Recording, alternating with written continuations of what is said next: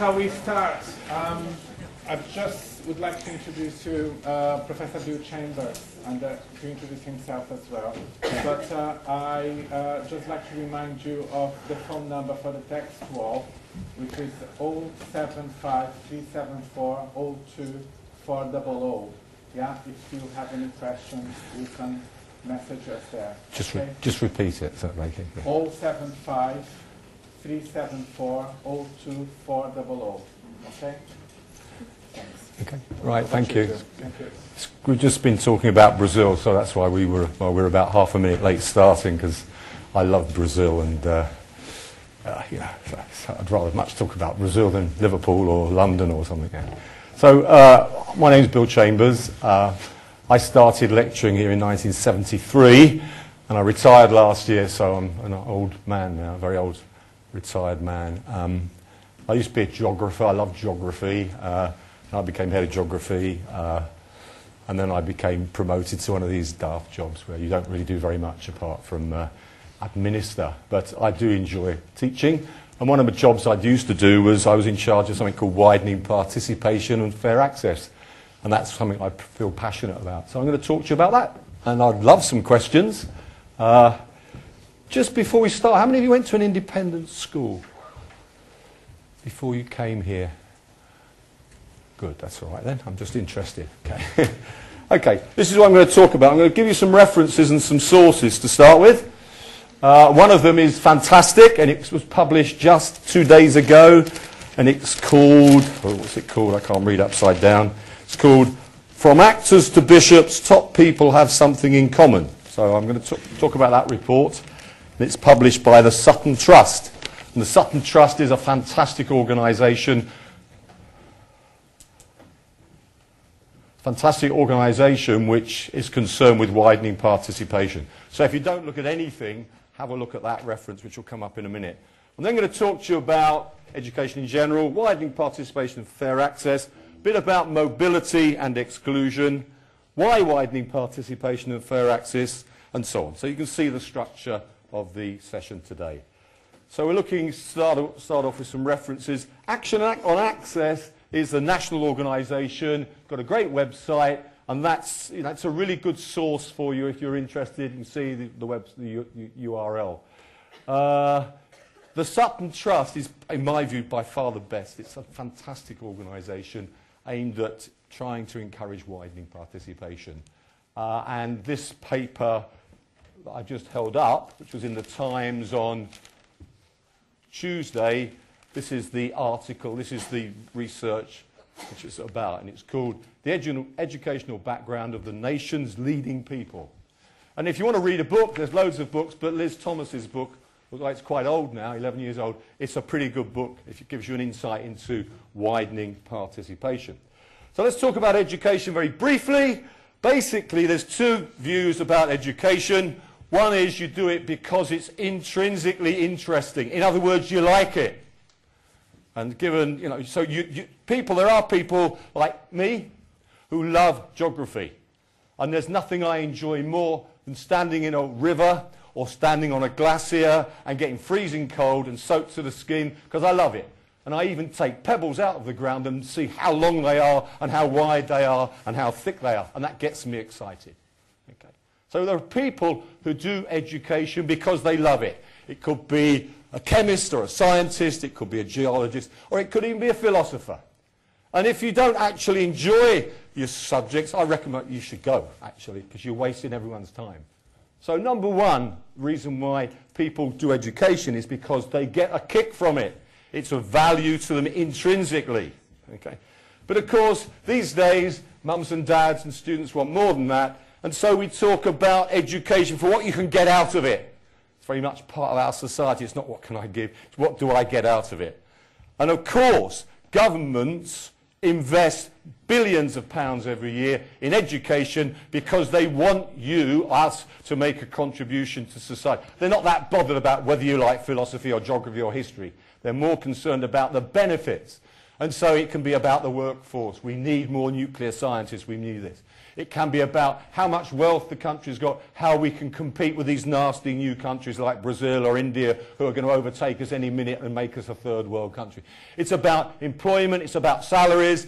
It's about your status, because this country we live in, status is everything, sadly, and education is part of status, and I'll talk a lot about that. You can see all this. I'm not going to go through it. You can see that. So what I'm trying to say is there's two reasons for education. One is because you want to do it because it's exciting and interesting. You love reading books and novels or biographies or about the Second World War, like most British people are obsessed.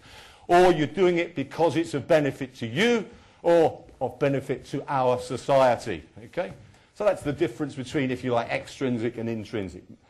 But of course, in this country, we're pretty useless because most people in this country take it for granted. If we go to many parts of Brazil, they value education because they know that is the way out of whatever poverty they're in. I was in Uganda on Global Hope a few months ago working with kids who were orphans in an AIDS orphanage, and they were desperate for education. They came at 8 in the morning and they went home at 6:30 at night. There are many countries in the world where people actually realise education. We don't. The vast majority, apart from a lot of immigrant communities in this country, apart from that, most people in this country take it for granted, and actually, there are parents who undermine it and so on. So we've got a problem about it being undervalued and taken for granted. You've also got the issue at the moment, which you've had to address, is it worth paying for? And I have long arguments with my daughter, who's a lawyer, about whether she should send her kids to university or not. Is it worth it? If that young lady, would you, if you're not interested, please leave, all right? I don't want to bore you, but I'm not going to have you talking continuously whilst I'm lecturing, okay? That's not how I run things, okay? Can you know what I'm talking about? Yeah? Yeah, okay, right. Another problem with education is it's class-ridden. And one of the big stories I'm going to try and persuade you today is that this country, education is class-ridden, whether you're talking about Oxbridge or whether you're talking about Eton and Harrow and Rugby, the independent schools. Okay. Another thing, of course, is that not everyone subscribes to the view that education is a good thing. And there is a view from the ruling classes, some sociologists say, they don't want the working classes to be educated because they will threaten the establishment. They will threaten the status quo. But for most people in this country, many people numerically, education is one of the few ways in which you can make progress in life, in which you can start off at the bottom in a prefab, like I did, or like Terry Leahy, who runs Tesco's, or used to, and end up being pretty important, like Terry Leahy is. So for many people, education is the way to social mobility. And if I talk to most of my colleagues in this university, the English lecturers, the lecturers from England, many of them will come from a working class background, born and bred on, let's say, Scotty Road. Mums and dads, worked in the docks, and those people have, through education, have progressed to be chancellors and vice-chancellors, and so on and so forth. Okay.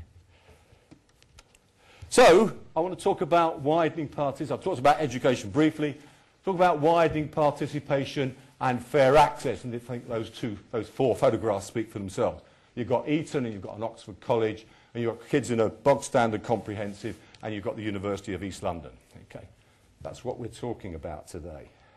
Now, Barack Obama, whether you like him or not, and I happen to like him, and whether you think he's an idealist or whether actually what he says he can deliver, doesn't matter. This is what he said a couple of weeks ago. And I'm not going to read it out to you, okay? But he says, you can see what he's saying. He's basically saying, and this is what his policy is, I want you, he's saying to the Americans, this is the American dream. If you work hard and you're prepared to roll your sleeves up, you can achieve anything. And of course, that is what I aspire to. That is my view of education. That's what I am passionate about. Okay. Now, he might not get away with it, because there's pretty strong conservative elements in the United States of America. But that's what he stood for, and that's what he said within less than an hour of being returned as the new president of the USA. So what do we mean by widening participation? We mean that it's trying to widen the social groups that benefit from HE. In other words, the people who come from what the popular press would call the disadvantaged, socio-economic groups. In other words, what you and I in our context would say, the working classes. Okay. Also, it's about trying to get people who come from particularly deprived backgrounds. The reality is, folks, you know it, particularly people from Liverpool, there are some parts of Liverpool within 3 miles where there's massive affluence, and there are some places 3 miles in a different direction where you've got absolute poverty, and if you take hampers round at Christmas, there's nothing on the floor. Okay? So it's about people from disadvantaged backgrounds, people from disadvantaged areas. It's looked after kids. We've seen all of this terrible abuse of sexual abuse of children. We've seen all of this stuff from Oldham and these areas. These often are affecting kids who are looked after. And so looked after children are a particular focus for the widening participation agenda. People with disabilities. You know, I don't have to go through it. But it's not right that somebody, because they're in a wheelchair or because they're deaf or because they're blind or whatever, they shouldn't have the same access to education and mobility as you or I. Okay? Black ethnic minorities and others. Okay. So that's what widening participation is about, being inclusive and bringing as many people into the system as possible. Fair access is a bit different. Fair access is slightly different because it's about the admissions processes of the universities. And fair access is really about access to the more prestigious selecting universities. The argument would be, putting it really crudely, anybody can get into the University of East London if they've got 2 eyes and ears and 1 A-level, but is that going to do you any good? Real fair access is access for people from Scotty Road and from where I was born in Wembley to the best universities. Why should we, if we are poor, why should we, if we are disadvantaged, why should we not have access to the very best universities and the very best courses and the very best professions? Okay? And that's the new agenda. It's for 20 years the agenda has been, let's get you to university. Now the aim is to get you to the best universities so that you get ultimately the best jobs and the best status. We move on to mobility and exclusion. Terry Leahy was born about 3 miles from here in a prefab estate called Belle Vale. Okay? Some of you from Liverpool know Belle Vale. Belle Vale, before we had the Belle Vale shopping centres and all that, we used to be loads of prefabs. I was born in a prefab in Wembley. Charlie Watts, my great hero, the drummer for the Rolling Stones, he was my next door neighbour. And my greatest memory with Charlie Watts is playing roller skate hockey on the streets. But anyway, Terry Leahy started there. He ended up as the chief exec of one of the biggest companies in the country. That's what social mobility is. That ability for people to move on in their lives and make a change. And he's one of my heroes. If anyone's got any other heroes like that, I'd love to hear from them. Bill Clinton started off in an orphanage, if you think he's a bit of a hero. So we're talking about, if you like, the concept of social mobility. And again, we could spend months on this, but basically we're talking about the movement of people either between generations or within one generation, the ability of people to change, to move up. So it's typical, my dad worked for British Railways. Okay, worked in a booking office giving tickets out. He's a great man. But his ambition was for me to do better. And I suppose I have, if you want to put it crudely. But also, that's intergenerational stuff. Yeah? But also, within individual lifetimes, there are many people, and thank God for it, I sound like a preacher boy here, thank God for it, that you can start off at the bottom, and with luck, and with guidance and help, you can move up. And there are many, many examples of that. But not enough, in my view, and not enough in the view of many other people. In fact, the UK has the lowest social mobility index of any of the advanced countries, compared with France and Germany and countries like that. So we ain't doing too well.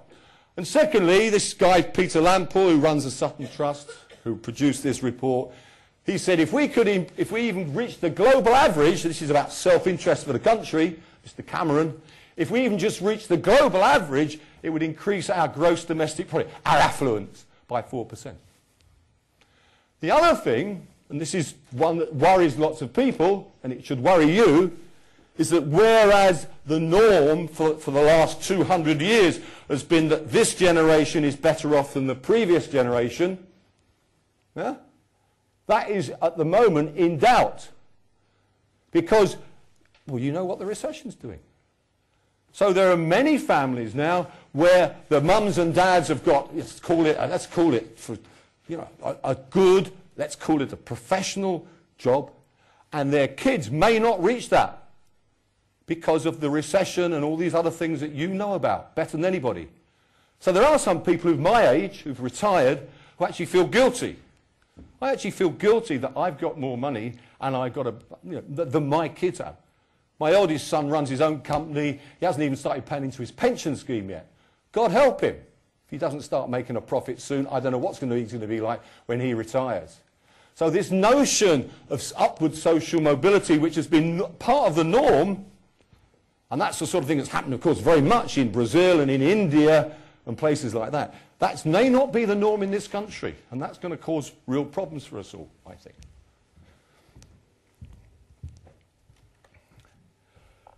Another concept we've got to be aware of is, let's just call it social exclusion. And this is where individuals or groups of people are excluded from excluded from access to the wealth, excluded from access to opportunities, whether it's because of unemployment and so on and so forth. And this is a real, because education is one way of challenging social exclusion. And so if you take the example of the two campuses I know well, I used to work at the Everton campus. The campus at Everton is in a very challenged area. And whatever socio-economic indicator you want to look at, whether it's how long you're going to live, whether you're going to die of cancer, whether you're going to, the level of crime, the number of people in prison, etc., except number of people who don't have central, whatever, inside toilets, whatever indicator you get, if you compare Everton, North Liverpool, with Childwell, which is where we are, a massive difference. And is it fair? That's what social exclusion is about. And the people who live in this area are, we've got to, I think we've got to work hard to encourage them, to aspire to, but it's hard work. I know, I was born in that sort of area, and I'm sure a lot of you will come from that area. You know it's tough. It's not quite as easy as my kids who were born and bred around here, and it was a doddle. They've got great schools, they've got support networks, etc. So social exclusion is something which is part and parcel. I mean, people talk about the underclass, which is a nasty, nasty word. They talk about the underclass of people who are living in families who've 2 or 3 generations of unemployment and so on. And they always imply that is the fault of those people. Well, it may be sometimes, but it's not always. So, why was I paid when I was at work for a while? Why was I paid to promote widening participation and fair access? Well, there are 2 reasons. First of all, it's about individuals, what is fair for you and me, and secondly, about our bigger society. So, the big problem, or one of the many problems we've got, is that access to higher education is not evenly distributed across society. It is easier for some people in some parts of the world, parts of the country, or who go to certain schools, to get into higher education. And the second one, and I've referred to that before, which is access to the most prestigious universities, and therefore the most prestigious careers, let's not make 2 bones about it, is not evenly spread across society, and I'll give you some figures about that. Okay. So the current situation is, A, not fair to individuals. Why should I pay for the situation I was born into? It's not fair to individuals, but it's also, this is what we try to say to people like Cameron, it is also not in the economic interest of this country, because there's so much talent which is not being used, not being developed, not being given an opportunity. So it's bad for individuals, it's bad for society. Now, Since the war, there's been a lot of changes. Oh, no. Let's talk. First of all, not everyone agrees with me. Surprise, surprise. Not everyone. There are lots of people, particularly people who write and sometimes read the Daily Mail. They like an elite system. They like the system we've grown up with, which is that only a few people go to university. Okay. They don't like what they call the massification, mass higher education. They would say that by opening up universities to about 50% of the population, we are dumbing down universities. They would say you're doing Mickey Mouse courses at Mickey Mouse universities, you are dumbing it down. That's what the critics would say. And they would say we can't afford it. Why should the country pay for all these people to go to university if actually... When I went to school, sorry about this, I was in a grammar school, which was a selective school. I passed the 11 plus. I went to a grammar school. There were 3 classes of about 33. There was about 100 kids in our first year. Yeah. And about 5 of those eventually left school and went to university. 5% of those kids in the 1950s went to university. People who went to university were looked up as gods, even in a grammar school. God help the secondary modern schools, where nobody went to university. I'm generalising. But now you can see the percentage has gone up to about 50%, which is what Tony Blair wanted. Tony Blair was elected, and his first statement was basically education, education, education. And he targeted that, he said, we will have 50% of all young people into university by the time I finish. He pretty well achieved that. But as I say, a lot of people don't like it. What you've also got to remember is there are universities and universities. So the very best universities, whatever that means, Oxbridge, followed by the Russell Group. Yeah? Russell Group are the more elite, more traditional universities like Sheffield and University of Liverpool and Leeds and things like that. And then you've got the others. We sometimes say the selecting universities, the ones that select, they say to people, go away, you're not good enough, to use those words, as compared with the recruiting universities who are desperate and will pull anybody in if they've got 2 eyes and 2 ears. I'm generalising, but I'm trying to make the point. So that's the terminology we use. Oxbridge or Russell Group and others, or selecting universities, I should have put it that way, selecting universities as opposed to recruiting, who are, and some universities have a bit of both. So this university, for example, you come from an educational background. On the whole, we are a selecting university in that, and quite a few of our courses, but we're also a recruiting university in other subjects. Now, the fundamental one for me is this. Why should the chance, the coincidence of who your mum and dad are, or were, why should how rich you are, why should whether you live in the north of England or the south of England, or the suburbs and the city centre, why should the school you happen to be sent to, because the notion that most people can choose their schools is nonsense. You can choose if you've got money, but you can't choose otherwise. Why should what your gender is, your race is, your religion, why should that affect your child? It's just outrageous. I'm not being neutral on this one, I'm trying to make a point. But it's not on, is it? Why should this fella, because of some chance in his background, have either a better chance than you or a worse chance of being ultimately successful in life? So that's the sort of humanitarian dilemma, perspective. Let's just look at some figures, even for this city.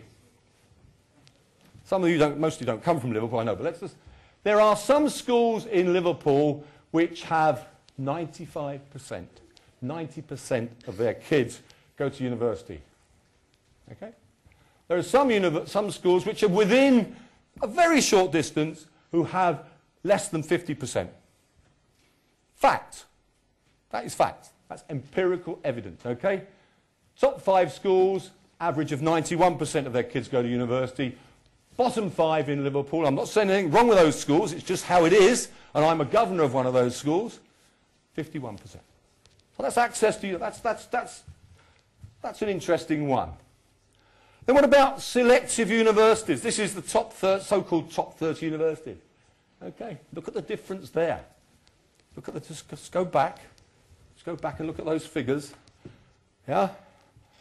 Even in the least successful schools in terms of access to university, 51% get. But when you talk about the so-called better universities, then the top 5 schools have got half their kids go to Oxbridge or Russell Group. The so-called bottom 5, some of my best friends are headmasters of these, and headmistresses, 4%. In other words, it's relatively easy for these schools to get their kids into universities, but it ain't very easy for them to get their kids into a selective university and all that goes with it.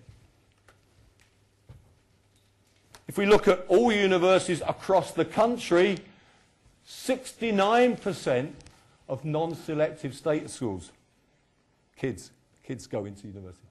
But if we look at independent schools, 76% go to all universities. If you talk about grammar schools like they've got in the Wirral, 86% of kids from selective state schools go to university. What about local authorities? If we look at who goes to university on the basis of local authorities, you can see that the top 14 local authorities, in terms of youngsters going to university, they're all in London. Why should that be? Are Londoners brighter than we are? I bet some Londoners I'm like that. I don't believe that. And then we look at the Oxbridge, only 12 authorities send more than 2% of their kids to Oxbridge. All of those local authorities, except for Trafford in Manchester, are in the south of England. Is that fair? Is that right? Why? So this guy was born in the south of England. He's got a far better chance of getting to Oxbridge than the rest of us. Okay. What about all universities by local authority? Look, if you live in Knowsley, 48% of kids go to university. If you live in Halton, which is Runcorn, 50%. Whereas if you're in Hammersmith, Ealing, Merton, you're talking about 30 or 40% more. That's because where you live. Now, I'm not blaming Halton and I'm not blaming Knowsley, because many of the brightest kids in Knowsley, for example, go to school outside Knowsley.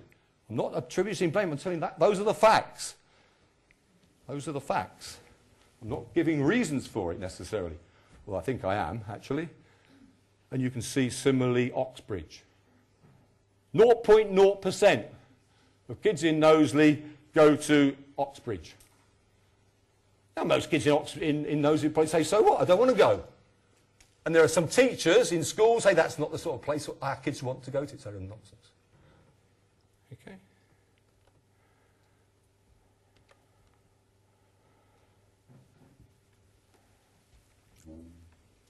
It's not just about the point score you get. If we look at youngsters in terms of they all got the same results, irrespective of where they come from, irrespective of what school, they've all got the same grades at A-level, okay? 58% of the kids in comprehensive schools were accepted into the most highly selective universities. They've all got the same point score, they've all got the same A-levels. Well, point score, not O-levels, that's subtle. They're not necessarily doing the same A-levels, they're doing the same. Whereas if you're in a grammar school, you've got 74% of those kids with the same A-levels are getting to a selective university. And if you then look at the independent schools, 87, virtually every kid who's got that set of A-levels has got into a selective university. Love it, love it.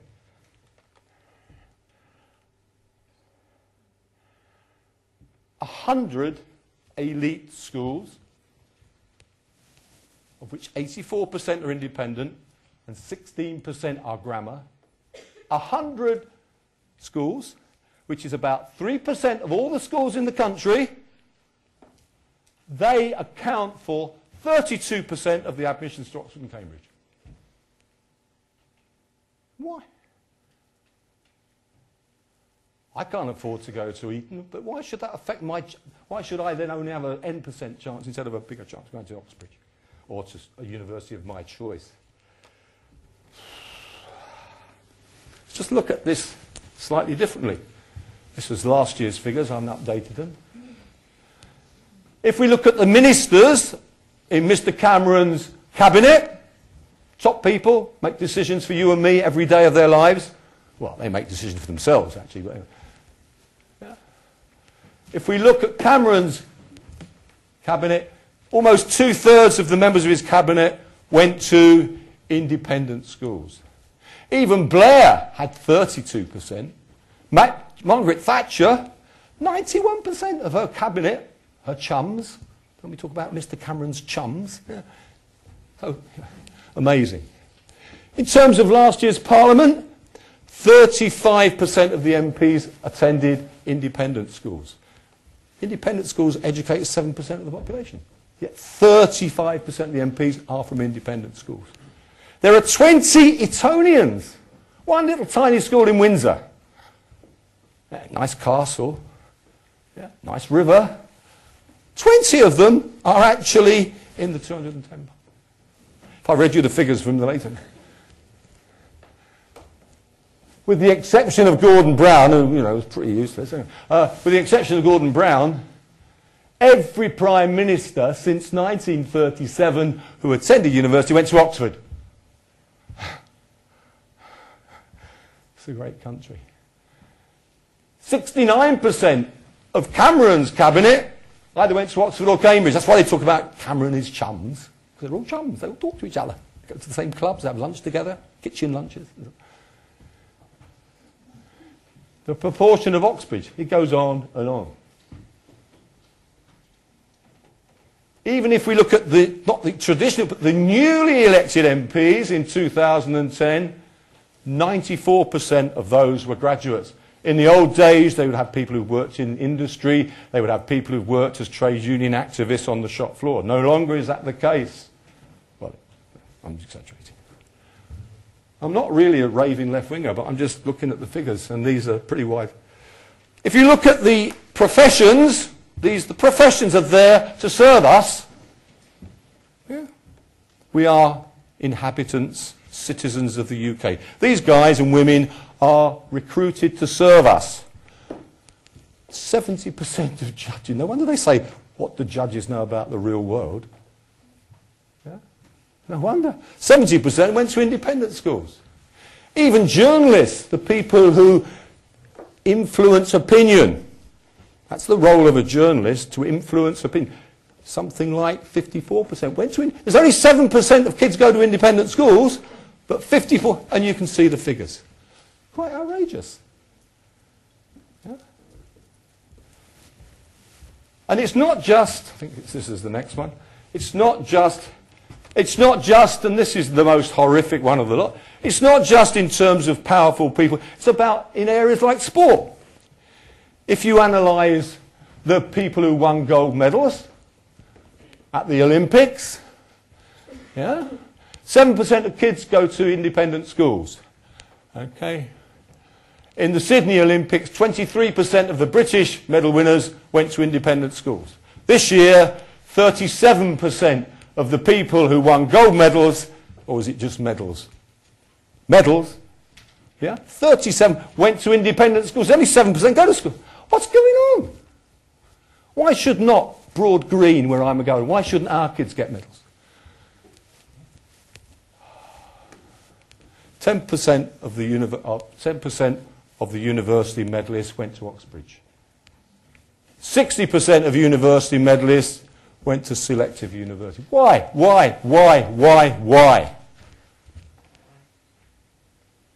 And if we looked at it by types of sport, you'd have even more interesting figures. Why should it be? Peter Lample, who has just produced this week, it's pretty up to date, November 2012, he says, what does he say? He identified the dominance of the leading schools and universities, and he talks about access on the ability. He said we should not It shouldn't be getting access to the independent schools on the ability to pay, but on ability. That's his quote. Yeah. So either he's saying we want more kids to go to the independent sector schools, which are clearly good, or, and this is what I think we should be doing as well, we want to make our schools, the schools that 93% of the kids go to, better. Yeah? And we do that by improving the achievement of those schools and the aspiration of the parents and the teachers. Because the worst thing I hear on a regular basis at schools I go to and I'm governor of, and I'm governor of a few schools, they say, that is not for our kids, as though our kids didn't have it in them to become successful. And I think if you're going into teaching, you've got that view, you shouldn't go into teaching. So that's one thing. Talking about individual success, that's why we should widen party. The other one, of course, is the old one about this country, trying to make us a great country again, which we were in the 19th century, of course.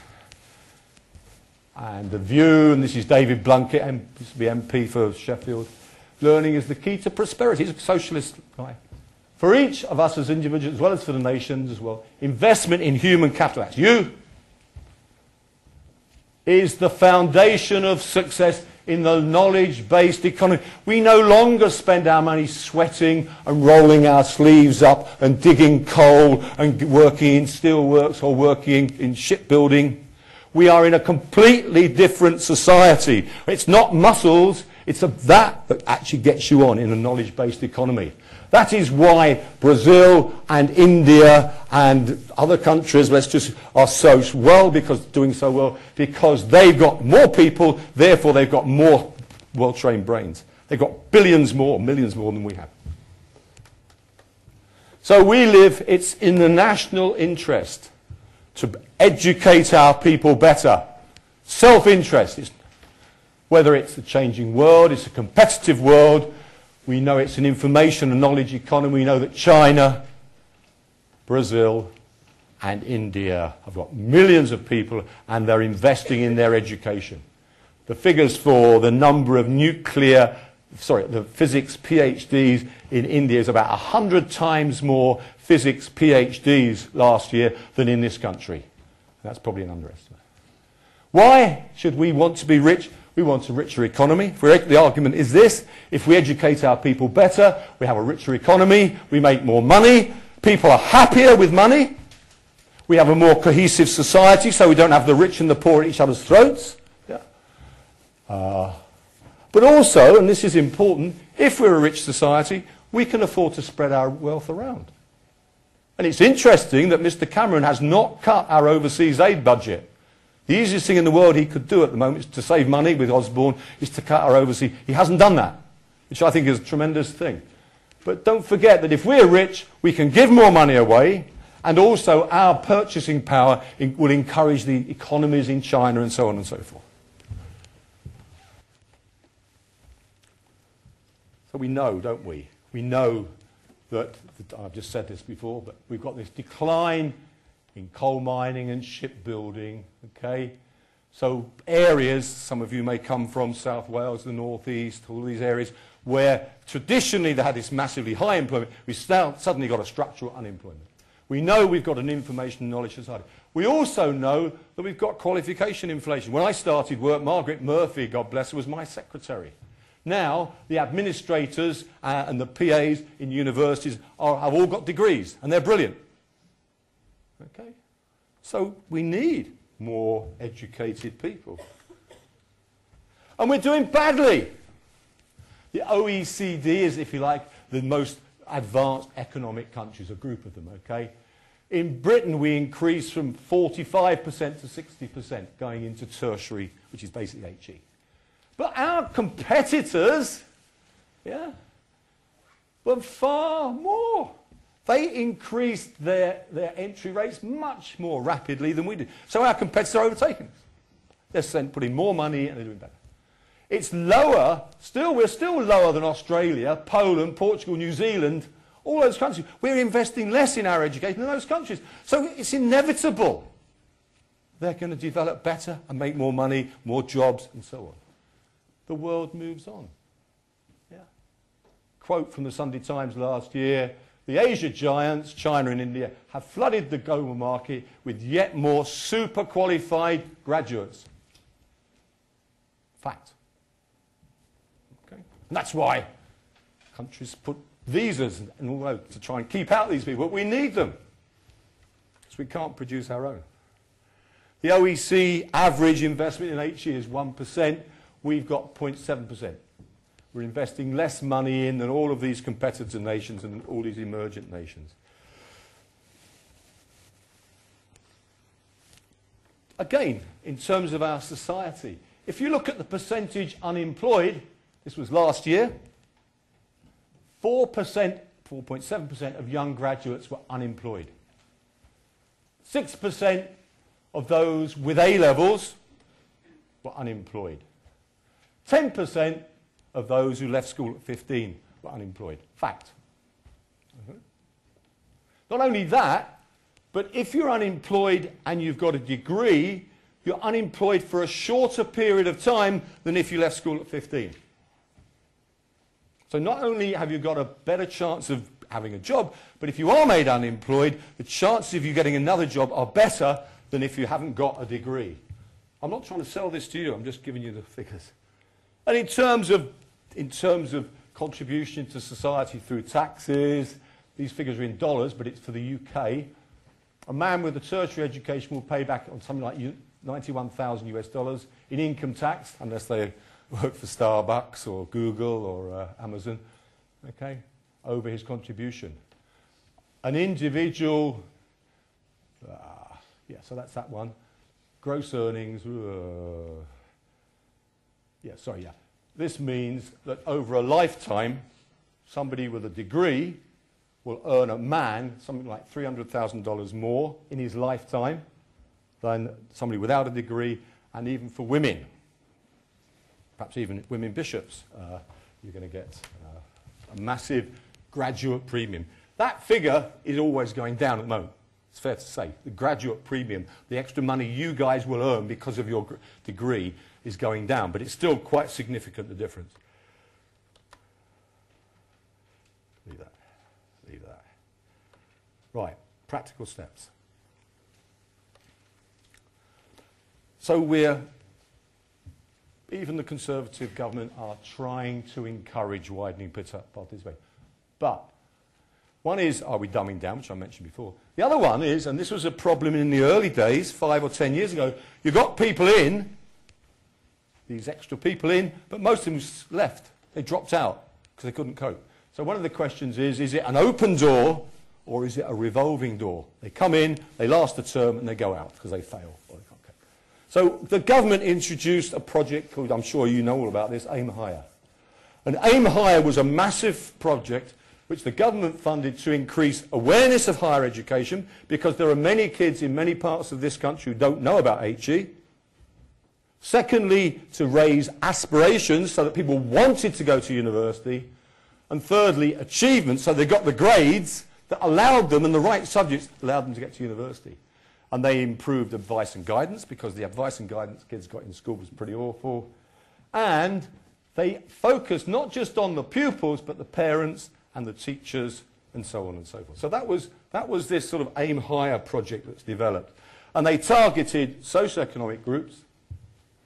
They targeted particular areas, they're called postcode areas. They focused on looked after children, and they focused on children with a learning disability, with a disability including learning disability. So they were targeting these people who were seen not to be getting the access they deserved. Just to show you, this university, what you're given, the government gives you funding, but they also give you targets, or what they call benchmarks. So, for example, Hope's benchmark for getting youngsters from state schools was 96%. We actually recruited 98%. In terms of low participation, our target was 15.9. We recruited 17.9. Social classes 4 to 7, which I suppose you and I would call the lower social classes, our benchmark was 36.7. We got 36.9. Our disability, our benchmark was 5.8%. our actual recruitment of students with disabilities. You can see, okay? And this was percent no longer in HE. This is the dropout rate. Our benchmark was 9%. We've got less students dropping out and not getting a degree or moving or just dropping out again. Our benchmark was 14. We were far better than that. In other words, we tended to retain our students, although we've approached quite a few lower widening participation students. So they give us money for 69 million, this is across the country. They give money for summer schools, which some of you have done. They give money for healthcare, and they give money directly, 149 million to the 143 million, of which the vast majority, 130 million, is for students, to support students from disadvantaged backgrounds. The other thing that's come in now is this issue that we can get the kids into university, but they don't get to the best universities. And so they've introduced this concept of fair access. And so with fair access, they're saying to universities, if you're going to charge more than £6,000 entry fee, tuition fee, which most are, then you've got to justify it. And so you have an access agreement, and you have to say what you're going to do to make sure people from disadvantaged backgrounds have a chance to get into university. And all universities who are charging more than £6,000 a year, which is virtually everyone, they have to come up with a whole policy and practices to improve that. So the sorts of things we've done is we've reached out to faith schools because that's part of our mission. We're spending a lot of our money on summer universities. So we have 200 students a year doing summer universities. We run part-time degrees in the Network of Hope, which is in Blackburn and Bury, where there's hardly any provision for HE. And we run other programs with individual schools to try and encourage the students to aspire and to reach HE. So conclusions. There's been good progress, there's no doubt about it. The progress in terms of access to HE in the last decade or more, 50 years, is good, but it's better in other parts of the world. Secondly, it's clear that those people who get HE make a better contribution to society. Okay. Thirdly, aspirations is everything. People wanting to go to university, and the sooner you do that in the family, in the schools, the better. It's not just about access to HE, but it's success. Anyone, these days 50% can get in, but if they all get past degrees or third degrees or drop out, that's no use at all. It's not just about access, it's about fair access to the best institutions, the most prestigious institutions. And this is the other problem, of course, is that it's not just about A-levels. A-levels is only one indicator of success. If you look at the students who come to this university, A-level grades are not the only criterion. The most important criterion is ambition, and it's about wanting it. So trying to find ways of identifying youngsters with that potential is very difficult. And somebody called Eleanor Mills was writing in the Sunday Times last year, what really makes the difference is the culture in the home. And she goes on there about the role of parents, the role of talking to their children, the role of aspiration, despite all of the problems of housing and so on. It's about an aspirational culture, and I fully believe that. Terry Leahy had aspirations, and he achieved what he wanted. Schools, and there are many schools, I've said before, in this country, even in this city, who do not think their kids can go to university. That, to me, is the most appalling indictment of the teaching profession I know. Schools that say that is not for our kids, because we can all give you examples of people who have not achieved at school and have achieved massive success. When I retired, I went to a youth club in Everton, and they asked me to talk about my life, God help them. And at the end of it, one of the youth workers said to me, "But Bill, that's not for our kids." I almost punched him on the nose. And then George Bush, God help him, I don't normally quote George Bush, he talked about the soft bigotry of low expectations. He was talking about it in terms of blacks in the southern parts of the USA. But you can apply it anywhere. The soft bigotry of low expectations. Right, I think that's it. Let's have a look. I think it is. Yeah, that's it. Thank you very much. Thank you. Thank you very much, Bill, for a very stimulating talk. There were some questions that came through. One of them is... why are you so biased? Yeah. No, not at all. Do you think that the current reforms in the educational system are discouraging social mobility in the UK? Do I think the current changes in the educational system implemented just now are discouraging social mobility in the UK because only the affluent now come to university? Can I answer that one first? Yes. I think it's very difficult because I've spent 40 years training teachers. And, okay, that's one thing. Put a lot of my energy and enthusiasm into training teachers. I'm the governor of many schools.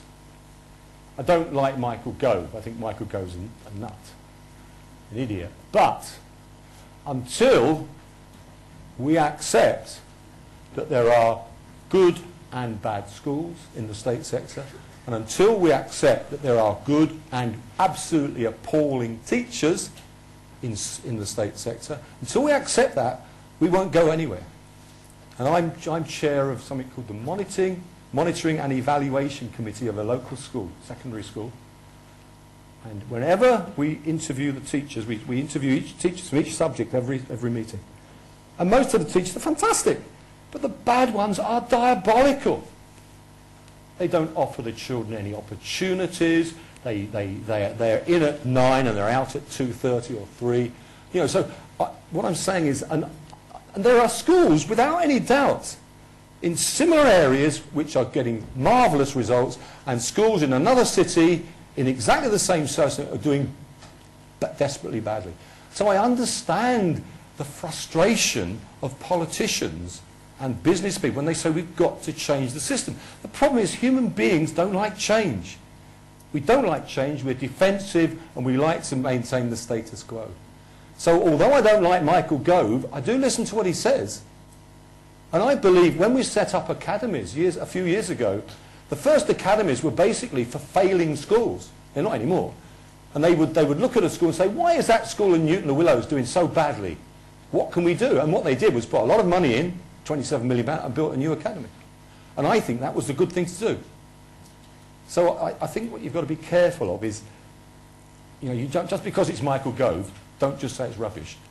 Most of what he says might be rubbish, but you know, if you want the best for your children, and don't forget, you're going to be teachers, but also you're going to be parents. And I was in a committee meeting the other day, and we said to this woman, to the head of the, why are the psychology results so bad this year? And she said, well, we couldn't get, one of the teachers had maternity, and the supply teacher was rubbish. Well, that's not an answer. If I'm a parent, and my kid who wanted to do psychology didn't get a grade, because kids only have one go at education. Well, actually, some good kids leave school with nothing and go on to FE and other things and do really well. But, you know. There are another two questions that came through, and I think those are related to what you mentioned about the issue of massification. Massification of higher education. And that they're basically asking, you know, paying for your education, doesn't that force you to take an interest in it? Well, you'd think it would, wouldn't you? You'd think if you were paying over £9,000 a year for your education. But some of you know, I'm in charge of halls of residence, a little bit, and I mean, education is, yes, it's about getting a degree, but it's also about growing up. And so, you know, you can't say to a student, don't get drunk. Because growing up, learning to live, learning to cope, learning to share, learning to use money, learning to cook, all of these are part of the process of growing up, and which is part of university. But I don't see any evidence there's more students more serious about their courses now than they were 40 years ago, to be quite honest. I hope I'm wrong, but I mean, there is more in life than work. You know, we don't want boring nerds and geeks. We want to produce people who are rounded people who know what about work, what about what we can do for society, let's have a good time, let's smile, you know. Good, thank you. The last one is actually from me, and is about the issue of aspiration that you mentioned. Oh. How do we deal with that? Because I'm just talking from my personal experience, and that was the first thing that hit me when I came over here, and I had people saying, you know, university is not for my kids, or those are not for our children. It's very contrasting to what you see in Brazil, as you mentioned, because you know you can go to a shanty town, or you talk to go to the private areas, and if you talk to the parents, that's what they want their kids to do. Yeah, they want their kids to go to university so they can escape the trap escape the poverty trap. Yes. I mean, most of the things I'm saying are massive generalisations. They've got to be when you're in a hurry. My experience with most people from overseas, when they come to this country, they are amazed at what a low value we put on education. And it breaks my heart. I mean, when you, okay, the school I've been talking about a lot, okay, the teachers come in and you say, why are your results so bad? And they say, because the vast majority, no, that's a lot of our kids never come to school. If you don't go to school, how the hell are you going to get an education? And I say to them, okay, are your lessons interesting? But the reality is you call the parents in and the parents couldn't care a toss.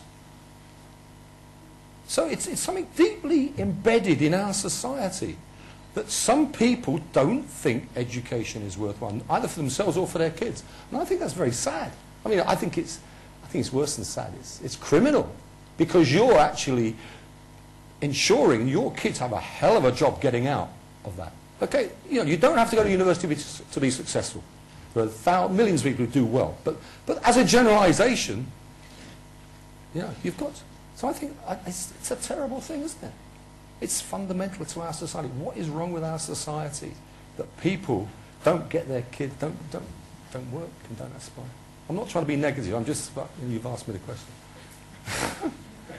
I'm sure that somebody's disagree with me and shout and say I'm a right-wing fascist. I'm not, actually, but... Does anyone have any other questions? No, there we go. No. Right. Okay. Well, thank you Pleasure. very much.